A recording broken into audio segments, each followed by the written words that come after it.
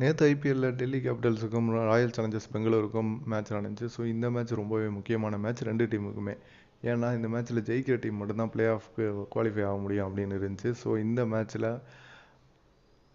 Delhi Capitals ஜெயிச்சிருந்தா 16 point எடுத்து play ஆஃப்குள்ளே போகிற வாய்ப்பு கிடச்சிருக்கும். பட் நேற்று ரொம்ப மோசமாக விளாண்டாங்க. ரிஷப் பண்ட் வேறு இல்லை, அக்ஷர் பட்டேல் தான் கேப்டன். ஃபஸ்ட் வந்ததுலேருந்தே நல்லா பவுலிங் ஸ்டார்ட் பண்ணாங்க. பட் கேச்சஸ்லாம் விட்டு ஸ்கோர் அதிகமாக அடிக்க விட்டு கடைசியில் 200 ரன்னுக்கு மேலே அடிச்சிட்டேன். 200 ரன்னுக்கு மேலே போக வேண்டியதுக்கு ஒரு வழியாக சுருக்கி 187க்கு அவங்கள கண்டெயின் பண்ணிட்டாங்க. பட் இருந்தாலும் அந்த ஸ்கோரை சேஸ் பண்ணிடுவாங்கன்னு பார்த்தா அவங்களுக்கு வந்தோடனே டக்குன்னு விக்கெட் விழுந்துச்சு. டேவிட் வார்னர் அவுட் ஆகிட்டார். ஃப்ரேசர் மெக்கோர்க்கு அவரும் பார்த்தீங்கன்னா ரன் அவுட் ஆகிட்டார். ஸோ அதுக்கப்புறமா அக்ஷர் பட்டேல் மட்டும் தான் நின்று அடித்தார். அபிஷேக் பொரேலும் வந்தவொன்னே அவுட் ஆகிட்டார். சிராஜ் செமையாக பவுலிங் போட்டார். ஸோ ஓவராலாக ஆர்சிபி செம்ம ஃபார்மில் இருக்காங்க, செம்ம பர்ஃபார்மன்ஸு. அடுத்த மேட்ச் சிஎஸ்கே கூட நாக் அவுட் மேட்ச். ஜெயிச்சா அவங்க குவாலிஃபை, இல்லைனா Chennai Super Kings final play ஆஃபுக்கு வருவாங்க. பார்ப்போம். Subscribe to the channel.